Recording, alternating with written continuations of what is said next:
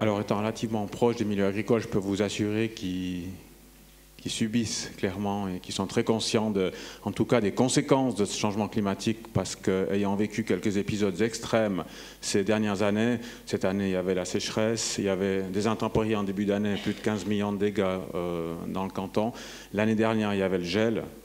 Des gels historiques que l'on a vécu, plus de 70 millions de dégâts au niveau des producteurs, viticulteurs et arboriculteurs valaisans, et j'en passe. Donc il y avait la mouche Suzuki en 2014. De plus en plus fréquemment, les agriculteurs sont soumis à ces aléas climatiques et à leurs conséquences. Donc ils en sont très très clairement conscients, c'est clair. Dans les années 60-70, la difficulté, c'était de bien mûrir nos raisins, et c'était le cumul des températures qui était un facteur essentiel. Donc là, le réchauffement climatique a été bénéfique de ce côté-là, parce qu'on mûrit mieux nos cépages, même nos cépages tardifs. Les agriculteurs qui veulent aller de l'avant, ils veulent convaincre les consommateurs qu'ils font des choses qui améliorent l'environnement, ils veulent continuer de produire, ils veulent montrer qu'ils ont des produits de qualité et qu'ils font quelque chose aussi pour améliorer la situation au niveau de l'environnement.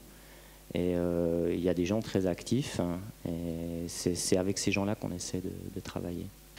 Quand on travaille dans des projets de coopération au développement, il y a souvent, on travaille avec les parents et leur seul but c'est de faire sortir leurs enfants de l'agriculture. Alors c'est aussi quelque chose qu'il faut considérer. Peut-être il y a les surfaces pour produire, mais il n'y a plus les gens qui veulent produire. Et les consommateurs jouent un rôle extrêmement important, et c'est eux aussi qui vont finalement avoir une influence sur l'agriculture par la manière dont ils consomment et par leurs exigences.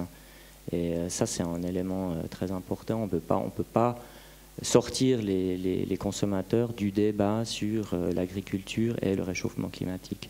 Je connais aucun viticulteur et aucun agriculteur qui aime traiter, pour revenir à la viticulture, ses vignes. Si on peut trouver un moyen d'éviter ça, mais c'est les premiers, parce que ce sont les premiers qui sont exposés. Tout ce qui est émis au niveau humain en une année, comme CO2, ça correspond à 0,4% du CO2 qui est stocké au niveau des sols sur une année.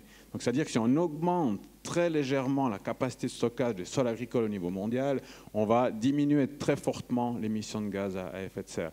Et je crois qu'à ce niveau-là, si l'agriculture peut, une fois rentrer vraiment dans tout ce qui a été défini au niveau du protocole de Kyoto, c'est-à-dire le marché des compensations CO2, là, je pense qu'on aura fait vraiment un grand pas.